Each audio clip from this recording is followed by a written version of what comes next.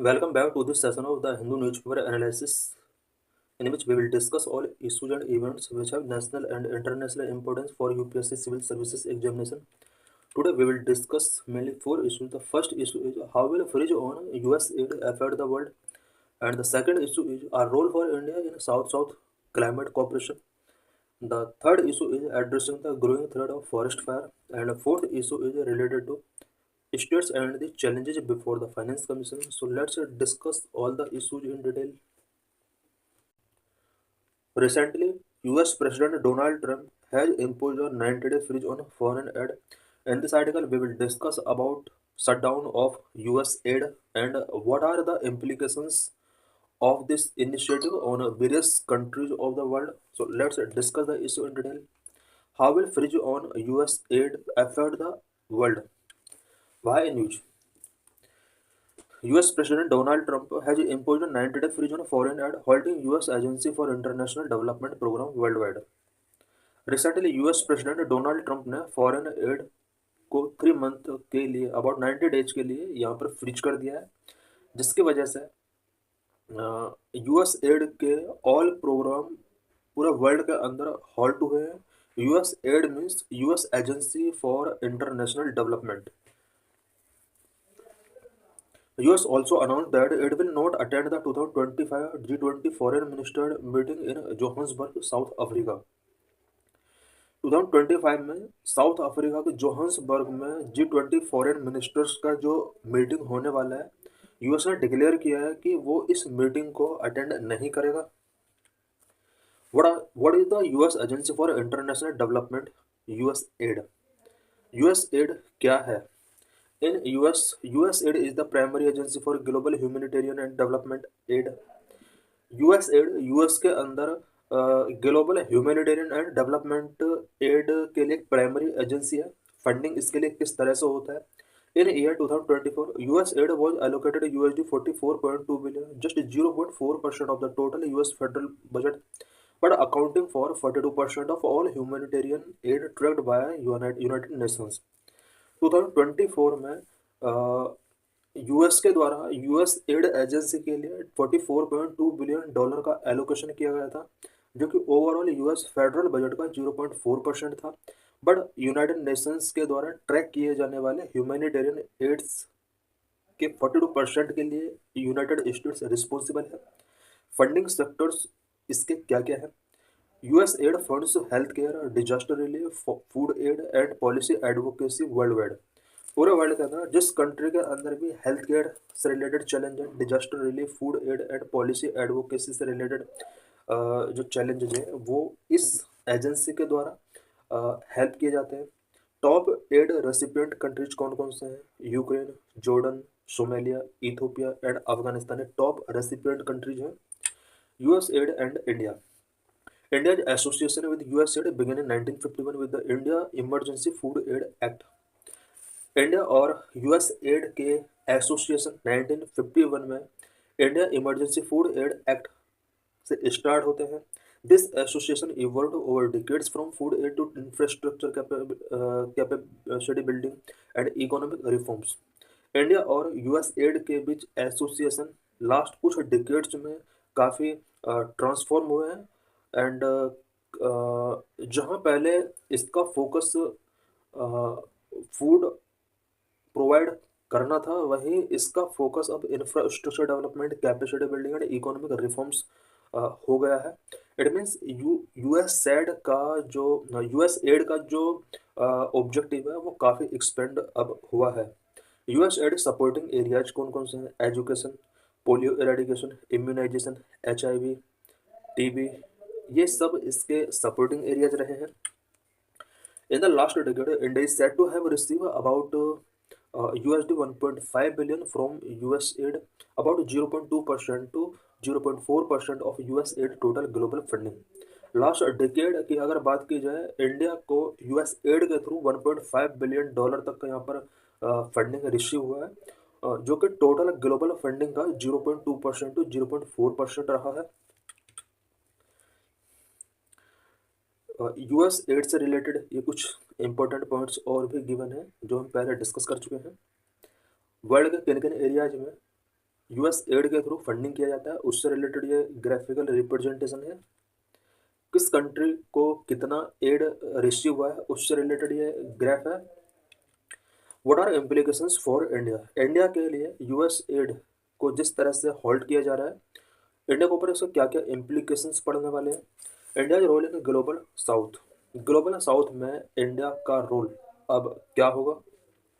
India works as a bridge between the global north and global south, benefiting from its uh, rising status within the G20। Because US ने declare किया है कि वो G20 की upcoming meeting में participate नहीं करेगा, इससे इंडिया का स्टेटस G20 में थोड़ा इंक्रीज होगा। इंडिया ग्लोबल नॉर्थ और ग्लोबल साउथ के बीच में एक ब्रिजिंग का वर्क करता है।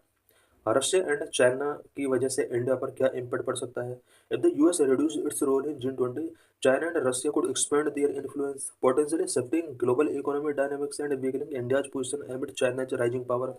अगर G20 से यूएस अपने आप को रिमूव कर लेता है तो इससे चाइना एंड रशिया का जो इन्फ्लुएंस होगा वो G20 में बढ़ सकता है, और अगर चाइना का इन्फ्लुएंस बढ़ता है तो इसकी वजह से इंडिया की राइजिंग पावर कहीं ना कहीं चाइना के राइजिंग पावर की वजह से इंडिया की पोजीशन वीक हो सकती है। हेल्थ केयर पर क्या इफेक्ट पड़ेगा। Although direct financial aid to India has decreased, US aid contributions exceed $50 million in 2024। Direct financial aid India के लिए यूएस एड के थ्रू काफ़ी डिक्रीज हुआ है, बट लास्ट ईयर 2024 में 50 मिलियन तक का इंडिया को एड इसके थ्रू रिसीव हुआ था। A permanent cut in funding could impact India's vaccination programs, infectious disease control and medical infrastructure। Permanent cut अगर यूएस एड हो जाता है तो इसके थ्रू इंडिया में बहुत सारे programme such as vaccination programme, infectious disease control and medical infrastructure काफ़ी इफेक्ट हो सकता है। How will this impact countries, countries को किस तरह से यूएस एड को जिस तरह से यूएस के अंदर होल्डिंग किया जा रहा है वेरियस कंट्रीज पर क्या क्या इम्पैक्ट पड़ सकता है। The withdrawal of these funds might severely impact the fortunes of various nations as the number of project will have to be dropped in the light of aid being stopped.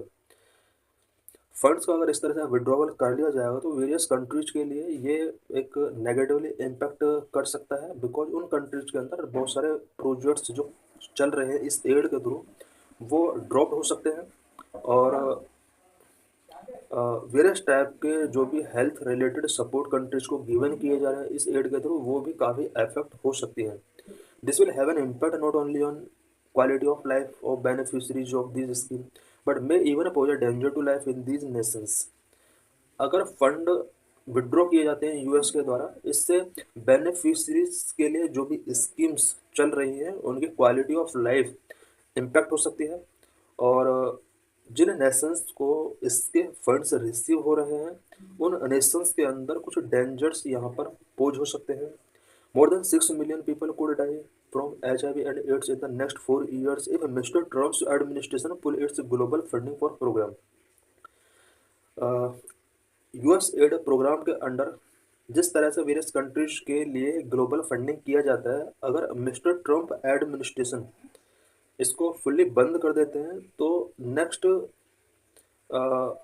4 years में ऐसा expect किया जा रहा है कि about 6 million it mean 60 lakh people HIV and AIDS की वजह से यहाँ पर डाई हो सकते हैं। What is the role for India for South-South cooperation on climate? In this article, we will discuss about a role of India for South-South cooperation. We will also discuss what is Article 6 of Paris Agreement and why South-South cooperation is significant for India. So let's discuss the issue in detail. COP29 at Baku, Azerbaijan, also known as Climate Finance COP, has played a crucial role in operationalizing core element of Article 6 of the Paris Agreement। COP29 बाको Azerbaijan के अंदर हुआ था कुछ month पहले, जिसको climate finance corp के नाम से जाना जाता है। इसने आर्टिकल 6 ऑफ पेरिस एग्रीमेंट के कोर एलिमेंट को ऑपरेशनलाइज करने के लिए एक क्रूशियल रोल प्ले किया। इट मीन्स पेरिस एग्रीमेंट का जो आर्टिकल 6 है उस आर्टिकल के जो भी इम्पोर्टेंट एलिमेंट हैं उसको ऑपरेशनलाइज करने के लिए COP29 ने एक क्रूशियल रोल प्ले किया है।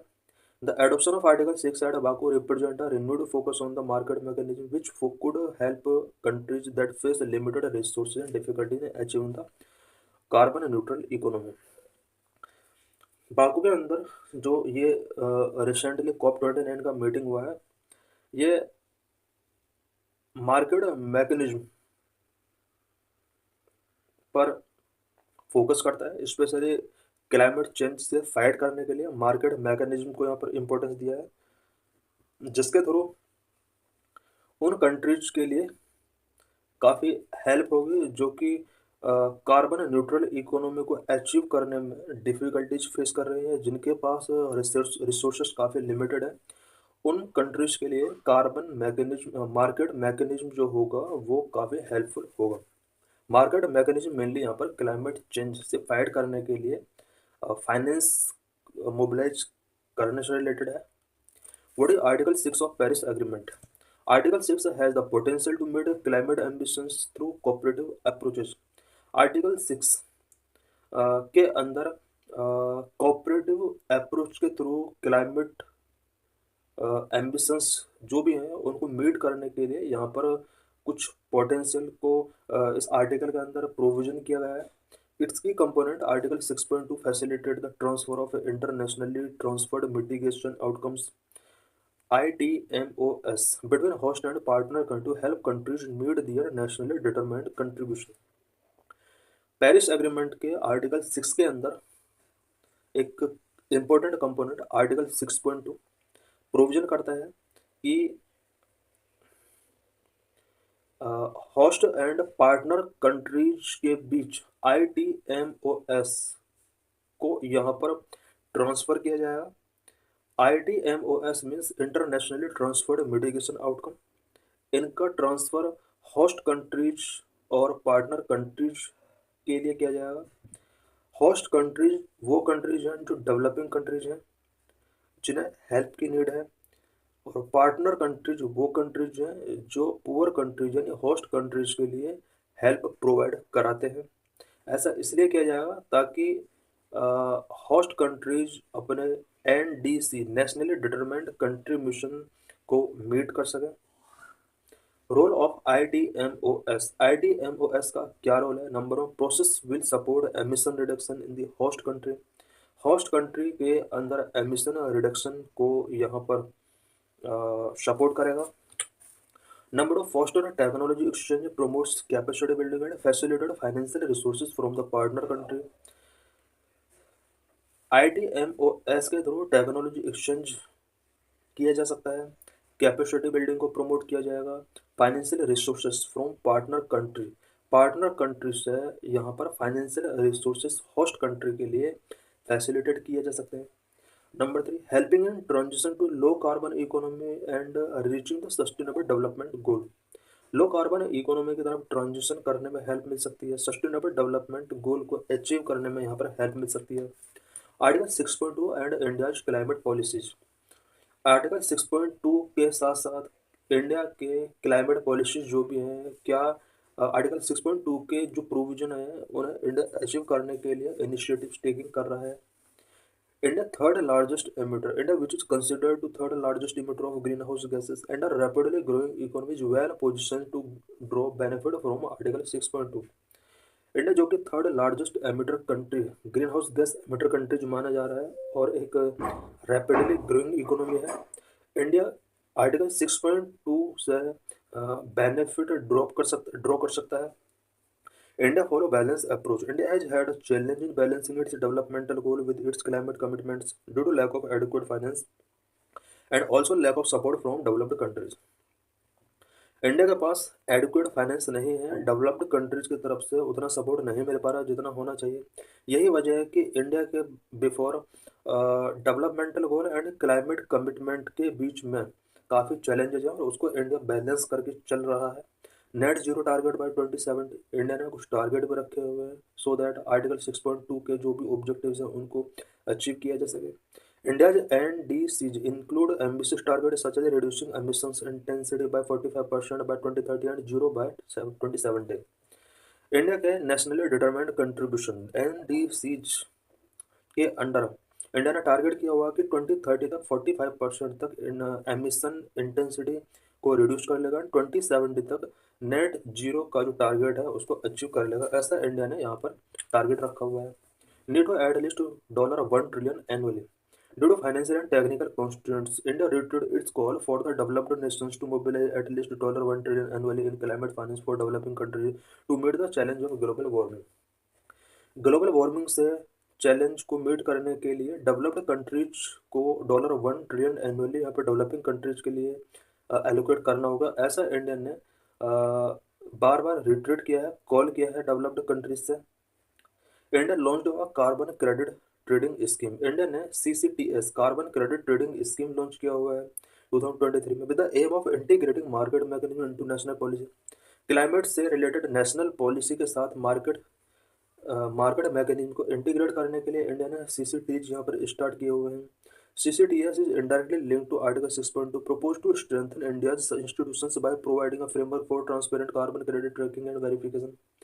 इंडिया ने CCTS स्टार्ट किया हुआ है और यह आर्टिकल 6.2 से इनडायरेक्टली लिंक्ड है।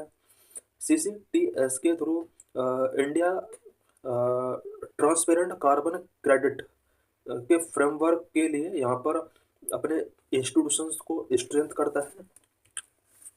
India international collaboration. India has identified 14 की activities for international collaboration under article 6.2।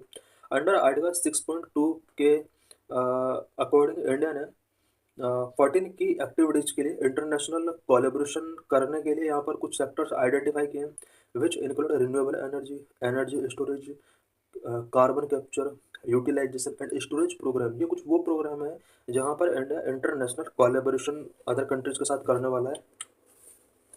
How article 6.2 offer India an opportunity through south south cooperation. South south cooperation के थ्रू आर्टिकल 6.2 किस तरह से इंडिया को एक opportunity provide करने वाला है। Article 6.2 offer India an opportunity to unlock large scale climate finance through south south cooperation. 6.2 India के लिए वेरियस टाइप के अपॉर्चुनिटी यहाँ पर प्रोवाइड करेगा because India south south cooperation के थ्रू अपने क्लाइमेट फाइनेंस को लार्ज स्केल पर अनलॉक कर सकता है। Generate financial resources for climate. Climate के लिए इंडिया फाइनेंशियल रिसोर्सेज यहाँ पर जनरेट कर सकता है। Countries which are unable to meet its NDCs can purchase ITMOS from India.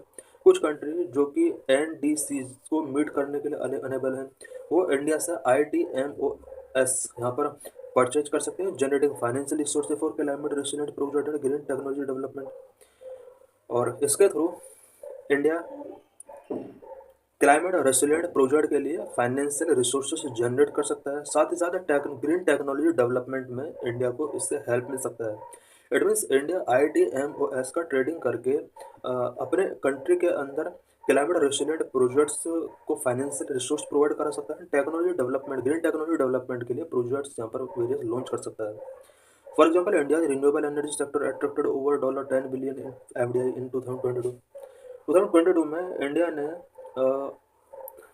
Renewable energy sector में अबाउट $10 बिलियन का FDI यहाँ पर अट्रैक्ट किया था। Further ITMO transactions could scale up these efforts for other developing countries. ITMO जैसे transaction अगर countries के बीच में होंगे तो इससे अदर डेवलपिंग कंट्रीज के अंदर भी कुछ इस तरह के एफर्ट्स यहाँ पर स्केल अप होंगे। Enabling India to lead south south cooperation. South south cooperation के लिए इंडिया काफ़ी एनेबल हो सकता है इसके थ्रू।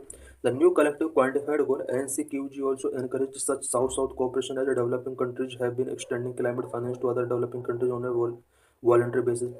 NCQ भी साउथ साउथ कोऑपरेशन को काफ़ी एनकरेज कर सकता है।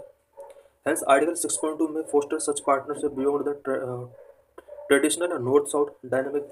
ट्रेडिशनली नॉर्थ साउथ डायनामिक यहाँ पर कॉपरेशन हुआ करता था। It means north and south, global north global south के बीच में इस तरह के पार्टनरशिप हुआ करते थे। बट आर्टिकल 6.2 अब साउथ साउथ कॉपरेशन को यहाँ पर बूस्ट कर सकता है। Enabling India to lead south south cooperation और इसकी वजह से इंडिया साउथ साउथ कोऑपरेशन को लीड कर सकता है through the transfer of technology and building capacity in developing countries to help them meet their NDCs. इसके लिए इंडिया टेक्नोलॉजी ट्रांसफर कर सकता है एंड डेवलपिंग कंट्रीज के लिए उनके एनडीसीज को मीट करने के लिए हेल्प कर सकता है, कैपेसिटी बिल्डिंग कर सकता है उन कंट्रीज के अंदर। Boost trade investment and development and project with Africa. Africa के साथ इंडिया का ट्रेड बूस्ट हो सकता है, इन्वेस्टमेंट बूस्ट हो सकता है एंड डेवलपमेंटल प्रोजेक्ट काफ़ी यहाँ पर एक्सपेंड हो सकते हैं। Africa with its vast renewable energy potential and urgent climate vulnerability ideal for south south cooperation. Africa जहाँ पर रिन्यूएबल एनर्जी की पोटेंशियल काफ़ी वास्ट है एंड क्लाइमेट वल्नरेबिलिटी यहाँ पर बहुत ज़्यादा है, साउथ साउथ कोऑपरेशन के लिए अफ्रीका एक इम्पोर्टेंट कॉन्टिनेंट हो जाता है। Many African countries face sewer impact from climate change particularly in agriculture and water resource. Africa continent का बहुत सारे नेशंस ऐसे हैं जो क्लाइमेट चेंज की वजह से सीवर इम्पैक्ट फेस कर रहे हैं, particularly agriculture and water resource areas में। India's close partnership with African government extending to trade, investment and developmental project strength this case। India के कुछ अफ्रीकन गवर्नमेंट के साथ पार्टनरशिप काफ़ी क्लोज है और ITMOS के थ्रू इन कंट्रीज के साथ ट्रेड, इन्वेस्टमेंट, डेवलपमेंटल प्रोजेक्ट काफ़ी स्ट्रॉन्ग हो सकते हैं। What are the challenges related to ITMO? ITMO से रिलेटेड क्या क्या चैलेंजेस अभी प्रिवेल हैं? ITMO sharing offer opportunity for international cooperation but at the same time it also present challenges for India. ITMO international cooperation के लिए काफ़ी opportunity यहाँ पर ऑफर कर रही है बट सेम टाइम इंडिया के बिफोर कुछ इससे रिलेटेड चैलेंजेस भी हैं। Number one, developed nations might rely on low cost emission reduction from India potentially avoiding significant domestic decarbonisation efforts and shifting costly mitigation burden on to India. इससे एक इसके before एक challenge ये भी है कि डेवलप्ड नेशंस इंडिया के low cost emission reductions पर काफ़ी रिलाई ऑन कर सकते हैं और उन कंट्रीज के अंदर डोमेस्टिक डिकार्बोनेशन एफर्ट्स काफ़ी अवॉइड हो सकते हैं। Number two, inadequate transparency and governance in ITMO mechanism may lead to insufficiencies in and can accentuate inequalities affecting India's interest। ITMO के गवर्नेंस में inadequate ट्रांसपेरेंसी मैकेनिज्म इनसफिशियंसीज इसमें promote कर सकता है और इससे इनक्वालिटीज बढ़ सकती हैं एंड इंडिया के इंटरेस्ट को इससे अफेक्ट होने की पॉसिबिलिटी है। Number three, over reliance on ITMO transfer by partner nations could also hinder India's broader priorities such as capacity building, green technology development and climate aligned economic growth. India अगर ITMO transfers पर over reliance अगर करता है partner countries के साथ, इससे India के broader priorities काफ़ी हिंडर हो सकती हैं such as capacity building, green technology development and climate aligned economic growth यहाँ पर एफेक्ट हो सकते हैं। Number two, to address these risks, India must ensure ITMO agreement include safeguard for equitable benefit sharing, transparency, alignment with national and global climate ambitions। In risk को address करने के लिए India को ITMO एग्रीमेंट को ensure करना होगा और equitable benefit sharing, transparency, ये सब इससे रिलेटेड सेफ गार्ड को India. What are various issues and challenges related to forest fire in India? In this article, we will discuss about various causes of forest fire and what are various impact of forest fire in India. A major new study revealed that CO2 emissions from forest fire have surged by 60% globally since 2001 and almost tripled in some of the most climate-sensitive northern boreal forest। एक major study के according CO2 emissions globally forest fire की वजह से 60% तक increase हुए हैं, इसमें surge हुआ है 2021 के कंपेयर में। करंट में 60% तक यहाँ पर CO2 सर्ज हो चुका है और नॉर्थन बोरियल फॉरेस्ट जो कि क्लाइमेट सेंसिटिव जोन है, यहाँ पर CO2 का एमिशन लगभग ट्रिपल हो चुका है 2001 के कंपेयर में। What is forest fire? A forest fire is an uncontrolled fire that destroy large part of the forest। Forest fire एक अनकंट्रोल्ड फायर है जो कि फॉरेस्ट के लार्ज पार्ट को डिस्ट्रॉय करता है। Number June is considered to be forest fire season in India. India में forest fire season नवंबर से जून तक कंसिडर किया जाता है। Peak fire season typically begin in last Feb and span about 12 week. Peak fire season India के अंदर लेट फरवरी में स्टार्ट होता है एंड अबाउट 12 वीक तक कंटिन्यू प्रिवेल रहता है। What is the status of forest fire in India? India में फॉरेस्ट फायर से रिलेटेड क्या स्टेटस है? According to the India state forest report 2019, 21.67% of India geographical as forest.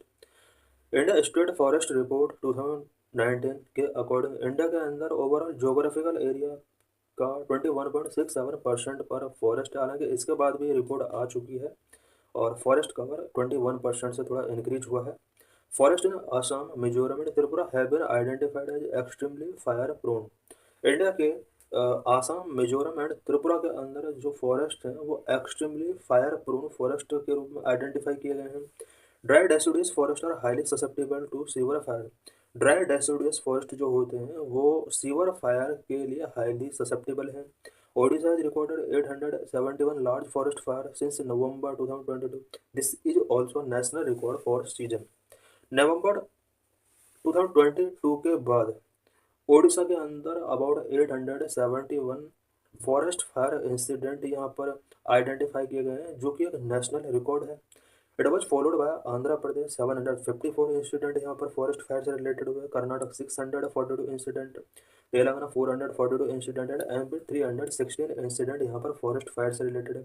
It means India के अंदर सबसे ज़्यादा incident Odisha, second Andhra Pradesh, third Karnataka, fourth Telangana and fifth MP. ज़्यादातर southern state यहाँ पर फॉरेस्ट फायर इंसिडेंट के लिए रिस्पॉन्सिबल है। इन 2021, 51,968 forest fire incident occurred in states. India के अंदर 2021 में अबाउट 51,968 फॉरेस्ट फायर इंसिडेंट यहाँ पर रजिस्टर्ड किए गए। What are the reasons for forest fire in India? India में फॉरेस्ट फायर के लिए क्या क्या रीजन्स हैं? What are there are both natural and anthropogenic causes of forest fire in India. Forest fire के लिए नेचुरल कॉज भी है, एंथ्रोपोजेनिक कॉज भी है। नेचुरल कॉज कौन कौन से? Number 1 lighting, number 2 volcanic eruption, number 3 heat pattern, number 4 lack of soil moisture, number 5 naturally availability of material triggering forest fire. Number 1 lighting. A lighting strike power cables, trees or rocks which can produce a spark triggering forest fire. Power cables, trees और rocks की वजह से जो sparking produce होती है, इसकी वजह से फॉरेस्ट फायर हो सकता है। Number 2 volcanic eruption. During a volcanic eruption hot magma in the earth crust is usually expelled out as lava. The hot lava when flow into nearby field or lands to start wildlife. Volcanic eruption के during hot magma earth crust से expelled होता है और expelled लावा की form में होता है। जब तक अर्थ के अंदर एक क्रस्ट मैग्मा है, उसके बाद बाहर आता है तो लावा इसको कहा जाता है। और ये जो लावा होता है वो नियर बाई एरियाज में एक्सपेंड होता है और यहाँ से वाइल्ड फायर यहाँ पर स्टार्ट हो सकता है। Number 3 heat pattern. Due to global warming increase temperature make the forest more vulnerable to forest fire. Global warming की वजह से टेम्परेचर बहुत ज़्यादा इंक्रीज हो रहा है और इसकी वजह से फॉरेस्ट फायर के लिए मोर वल्नरेबल हो जाते हैं। Rising temperature, atmospheric temperature and dryness make favourable circumstances for fire to start. Atmospheric temperature rise होने से एंड ड्राइनेज बढ़ने से यहाँ पर मोस्ट फेवरेबल सर्कमस्टेंसेस फायर के लिए मेकिंग हो जाते हैं. Number 4 lack of soil moisture. Drainage in the soil trigger fire in forest. For example, the recent Uttarakhand wildfire have seen cause due to this reason. Soil के अंदर drainage भी forest fire के लिए responsible है। Example के लिए recently Uttarakhand के अंदर जो वाइल्ड फायर स्टार्ट हुआ था वो इसी रीजन की वजह से यहाँ पर स्टार्ट हुआ था। Number 5 natural availability of material triggering forest fire. कुछ मटेरियल का नेचुरली अवेलेबिलिटी है जिसकी वजह से फॉरेस्ट फायर यहाँ पर ट्रिगर होते हैं. In end, availability of large quantity of dead leaves, dry grass, dry wood, logs, stumps, and weed in forest. Large lands are also reason for forest fires. India का forest में large quantities में यहाँ पर dead leaves, dry grass, dry would, logs, stumps and weed यहाँ पर मिल जाते हैं जिसकी वजह से फॉरेस्ट फायर के लिए रीजन बनते हैं. सब एंथ्रोपोजेनिक फैक्टर्स कौन कौन से? Number 1 smoking, number 2 camp fire, number 3 burning debris, number 4 slash and bird cultivation. Smoking is the leading cause for forest fires globally. Globally forest fire के लिए leading cause के रूप में स्मोकिंग अभी भी है. Throwing away the cigarette without completely extinguishing them can lead to wildfire. Cigarette को completely extinguish किए बिना अगर थ्रो आउट कर दिया जाता है तो इसकी वजह से फॉरेस्ट फायर यहाँ पर लीड हो सकता है. Campfire. During outdoor activity or camping, people normally leave lit fire or combusting materials unattended. This ignites wildfire. Outdoor activity और कैंपिंग के during people normally lit fire को लीव कर देते हैं नॉर्मली, इसकी वजह से विल्ड फायर इग्नाइट हो सकता है। Number 3, burning debris. Waste and trash on sometimes are burn to assist as a way of reducing the accumulation of rubbish. Rubbish के एक्यूमुलेशन को रिड्यूस करने के लिए कभी कभी वेस्ट और ट्रेसेस को बर्न कर दिया जाता है, इस वजह से भी फॉरेस्ट फायर यहाँ पर इंक्रीज हो सकता है। This also led to forest fire in India. Example, recent Simlipal forest fire. Recently Simlipal forest fire हमने देखा, ये इसी रीजन की वजह से यहाँ पर लीड हुआ है। Slash and burn cultivation, this is one of the major reason for the fire in India north region. India का नॉर्थ ईस्टर्न रीजन के अंदर फॉरेस्ट फायर के जो इंसिडेंट होते हैं वो स्लैश एंड बर्न कल्टिवेशन की वजह से होते हैं। What the impact of forest fire in India. India में फॉरेस्ट फायर के क्या क्या इम्पैक्ट हो सकते हैं। Number 1, loss of ecosystem and biodiversity. Number 2, lead to forest degradation, impact on livelihood, air pollution, soil degradation, destruction of watershed, loss of ecosystem and biodiversity. These forest fires destroy the habitat and the intricate relations of diverse flora and fauna, leading to loss of ecosystem and biodiversity. For example, extinction of wildlife in India. Ecosystem और biodiversity का काफ़ी loss होता है। Forest fire habitat को destroy कर सकता है, flora and fauna के बीच में जो इंट्रिकेट रिलेशनशिप है उसको डिस्ट्रॉय कर सकता है, और इसकी वजह से इकोसिस्टम एंड बायोडाइवर्सिटी का काफ़ी लॉस होता है। Number 2, lead to forest degradation. Forest fire which reduce the quality of certain forest features like soil fertility, biodiversity and ecosystem. Forest fire जो कि सर्टेन फॉरेस्ट फीचर की क्वालिटी को reduce करता है, सच एज सॉइल फर्टिलिटी को reduce करता है, biodiversity को रिड्यूस करता है, इकोसिस्टम को रिड्यूस करता है। Number 3, impact on livelihood. According to 2011 census, 1.70 lakh villages in India have proximity to forest. 2011 census के अकॉर्डिंग इंडिया के अबाउट 1.70 लाख विलेजेस फॉरेस्ट के प्रॉक्सिमिटी है, फॉरेस्ट के नियर है। The livelihood of several crores of people is dependent on fodder, fuel wood, bamboo and smaller timber. इनमें से बहुत ज़्यादा लोग हैं जो कि forest produce such as fodder, fuel wood, bamboo and smaller timber पर इनकी डिपेंडेंसी है। Forest fire directly impaired their livelihood. अगर फॉरेस्ट फायर के इंसिडेंट हो जाते हैं तो इन पीपल के ऊपर इसका सीधा इम्पैक्ट पड़ता है। Number 4, air pollution. Forest fire instigate huge crowds और smoke leading to massive air pollution.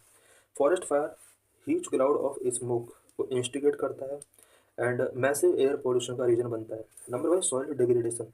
Forest fire kill bacterial soil microorganisms which are responsible for breaking down the soil and promoting soil microbial activities. Forest fire की वजह से beneficial soil micro organism किल हो जाते हैं।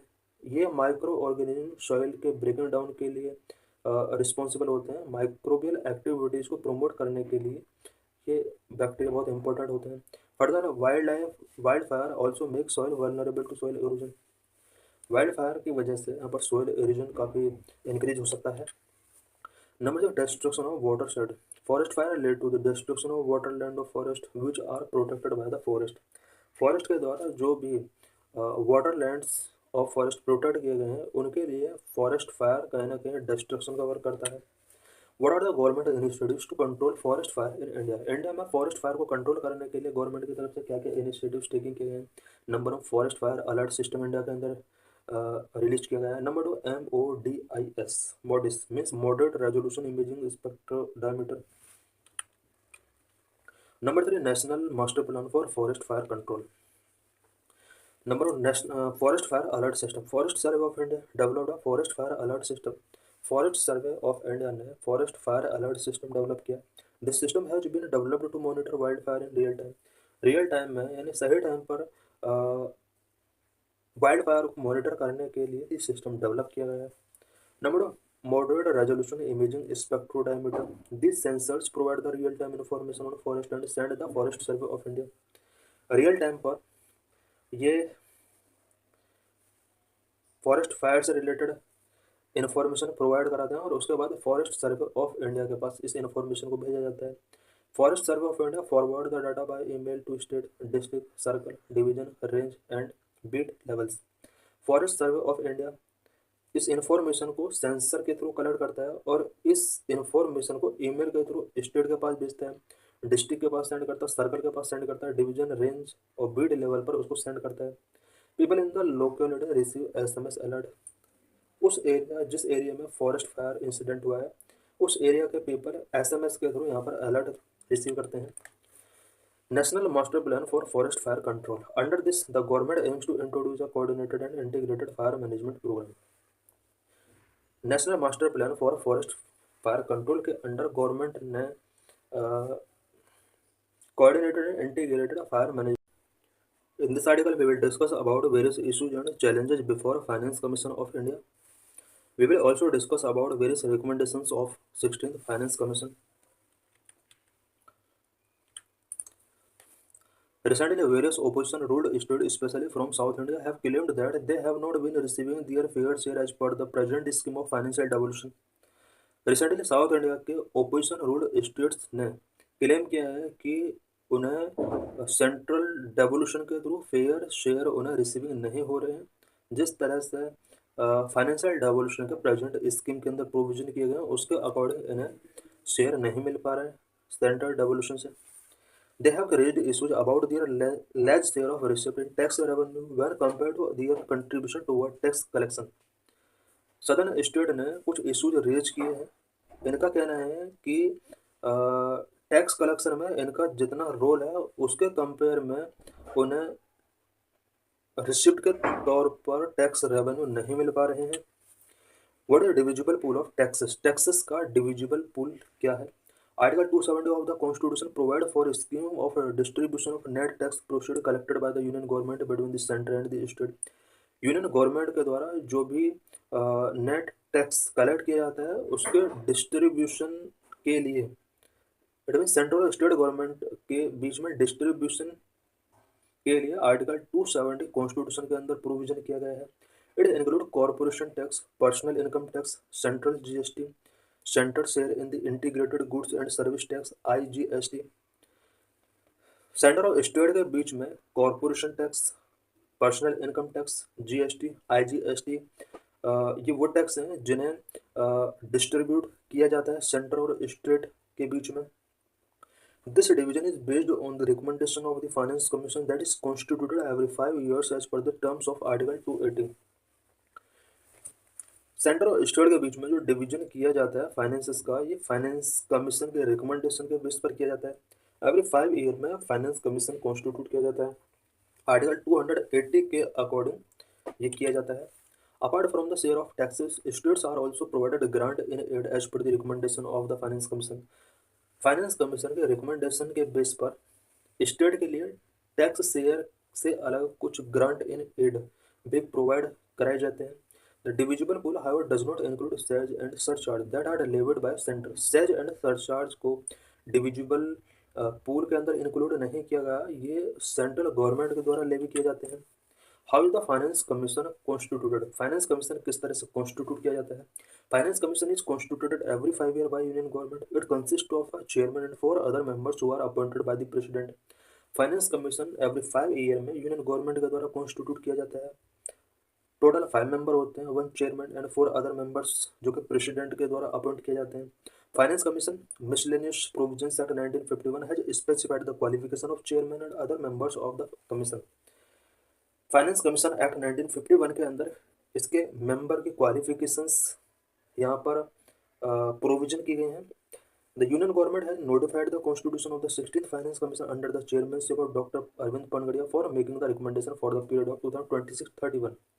Union government ने 16th finance commission के लिए यहाँ पर नोटिफाई किया। हालांकि ये अब इसने अपना वर्किंग स्टार्ट कर दिया 16th फाइनेंस कमीशन है 2026-31 के लिए, और अरविंद पनगड़िया इसके चेयरमैन हैं। What is the basis for allocation? Allocation जो किया जाता है स्टेट्स के लिए उसका क्या बेसिस होता है? The share of state from the divisible pool vertical devolution state at 41% as per the recommendation of the 15th finance commission. 15th finance commission के रिकमेंडेशन के बेस पर डिविजिबल पूल स्टेट के लिए जो भी हो 41% है टोटल जितना भी कलेक्शन किया जाता है सेंट्रल गवर्नमेंट के द्वारा। डिविजिबल पूल जो है वर्टिकल डेवोल्यूशन के थ्रू इसमें स्टेट्स के लिए फंडिंग किया जाता है। The distribution among the states, is based on various criteria. Distribution जो भी किया जाता है स्टेट के लिए, ये हॉरिजॉन्टल डेवोल्यूशन इसको बोला जाता है। इसके लिए वेरियस क्राइटेरिया होते हैं। The criteria for horizontal devolution among state for the last 5 finance. यहाँ पर क्राइटेरिया कौन कौन से हैं स्टेट के लिए जिसके अंदर हॉरिजॉन्टल डेवोल्यूशन किए जाते हैं, such as income distance, population, area, forest cover, forest and ecology, infrastructure index, physical discipline, demographic performance, tax efforts, and the amount in rupees each state got for every rupee by they contribute to central tax। Central tax में अगर state ने 1 रुपये का contribution किया है, return में इसको devolution के तौर पर कितना मिलता है। महाराष्ट्र 0.08 रुपीज़ मिलते हैं, कर्नाटक को 1 रुपये के बदले 0.15 रुपीज़ मिलते हैं। एंड यहाँ पर सबसे ज़्यादा हम देख सकते हैं कि 1 रुपये के बदले यूपी और बिहार को सबसे ज़्यादा यहाँ पर फाइनेंशियल डेवोल्यूशन किया जाता है। यूपी के लिए 2.73 रुपीज़ यहाँ पर रिटर्न मिलता है 1 रुपीज़ के बदले, एंड बिहार के लिए 7.06 रुपीज़ यहाँ पर रिटर्न यहाँ पर मिलता है। Income distance is the distance of a states income from the state with highest पर capita income which is Haryana. Income distance के अंदर पर्टिकुलर स्टेट का उस स्टेट के साथ कंपेयर किया जाता है जो कि हाईएस्ट पर कैपिटा इनकम रखता है। State with lower per capita income would be given a higher share to maintain equity among state. जिस स्टेट का पर कैपिटा इनकम लोअर है उसको हायर शेयर मिले गिवन किया जाता है। Population is the population as per the 2011 census. Till the 14th Finance Commission weightage was given for the population as per the 1971 census, but that has been discontinued in the 15th Finance Commission। 14th Finance Commission तक 1971 census को base मानकर यहाँ पर population के base पर funding किया जाता था स्टेट के लिए, बट 15th फाइनेंस कमीशन से इसको डिसकंटिन्यू कर दिया गया। Forest and ecology consider the share of dense forest in each state in the aggregated dense forest of all state. All state के अंदर फॉरेस्ट एंड इकोलॉजी कितना है उसके बेस पर भी यहाँ पर फंडिंग किया जाता है।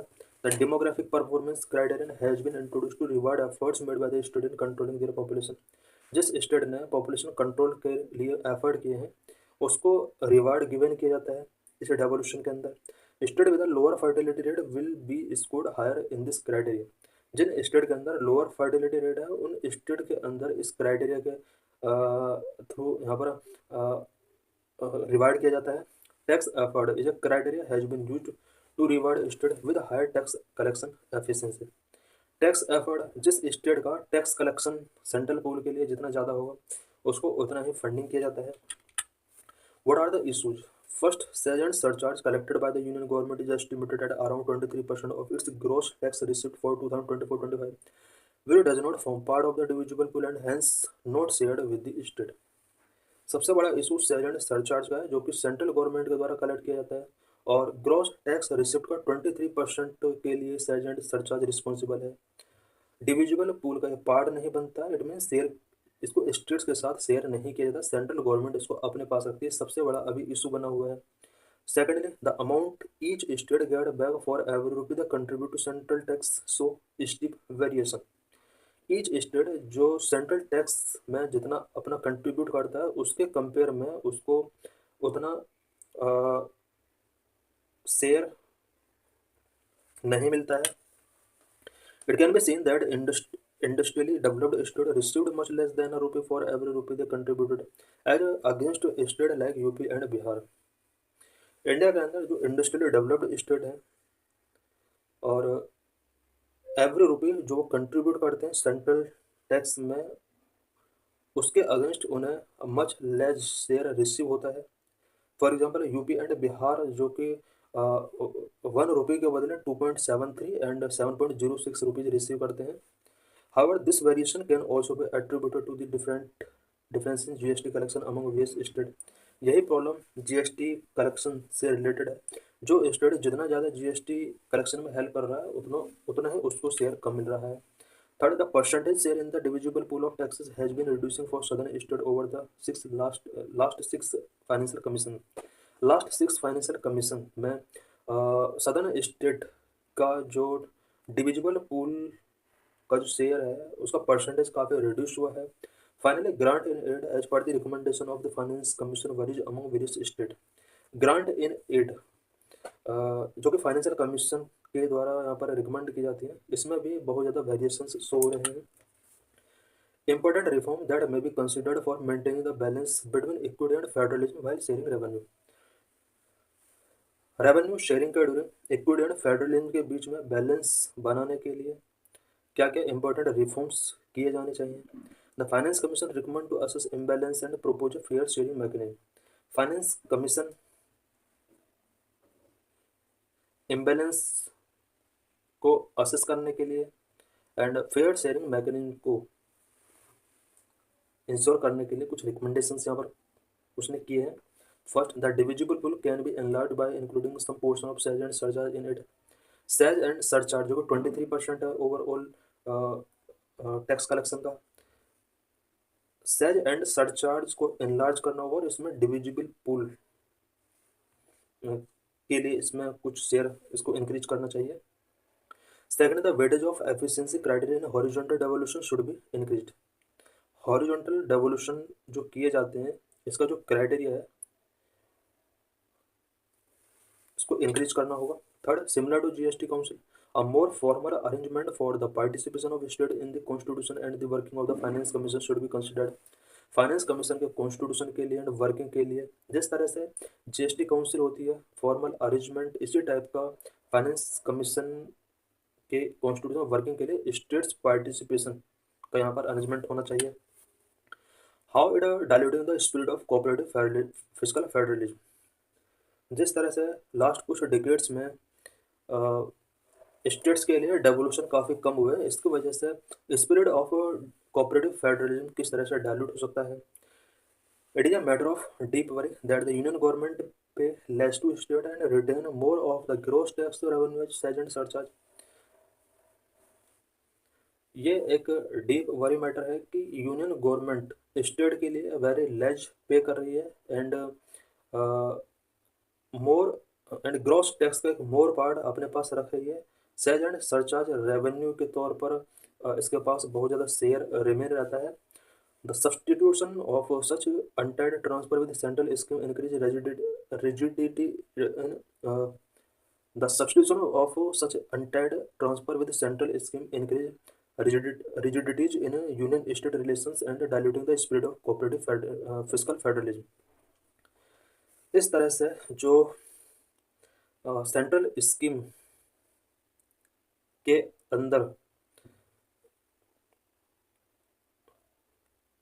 अनटाइड ट्रांसफर जिस तरह से बढ़ रहे हैं, एडमिन ट्रांसफर जिस तरह से central government says and surcharge से नहीं कर रही है, ये यूनियन और स्टेट के रिलेशंस को काफ़ी रिजिडिटी कर सकते हैं और कोऑपरेटिव फेडरलिज्म का जो स्पिरिट है वो डायल्यूट हो सकता है।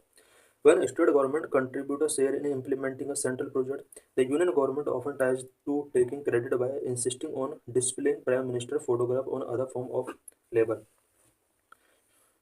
सेंट्रल प्रोजेक्ट के साथ स्टेट गवर्नमेंट अगर कंट्रीब्यूट करती है तो यूनियन गवर्नमेंट यहाँ पर फुल्ली क्रेडिट लेने की ट्राई करती है, सच एज प्राइम मिनिस्टर की फोटोग्राफ उस पर डिस्प्ले कर दिया जाता है एंड अदर टाइप की लेबलिंग यहाँ पर कर दी जाती है। Recent dispute over labelling in Ayushman Bharat wellness centre is one example. Ayushman Bharat wellness centre यहाँ पर हम देख सकते हैं प्रधानमंत्री की यहाँ पर फोटो होती है, जबकि यहाँ पर स्टेट गवर्नमेंट का भी इसमें कंट्रीब्यूशन होता है। Similarly several grants given to state are contingent on fulfillment of conditionalities and some of these conditionalities include the insistence on labeling। Several grants जो गिवन की जा रही हैं स्टेट्स के लिए उसमें कंडीशनलिटी होती है। कंडीशनलिटीज में बहुत सारी चीज़ें हो सकती है, प्राइम मिनिस्टर का फोटो लगाया जा सकता है कंडीशन के तौर पर, या लेबलिंग किया जा सकता है। मेरे स्टेट के अंदर ऐसे इंसिडेंट भी देखे गए हैं। Finally most capital transfer given to the states are loans which must be repaid to union government. Most capital transfer जो कि स्टेट्स के लिए एज ए लोन गिवन किए जाते हैं, बाद में यूनियन गवर्नमेंट के लिए उन्हें रिपे करना पड़ता है। तो थैंक्स।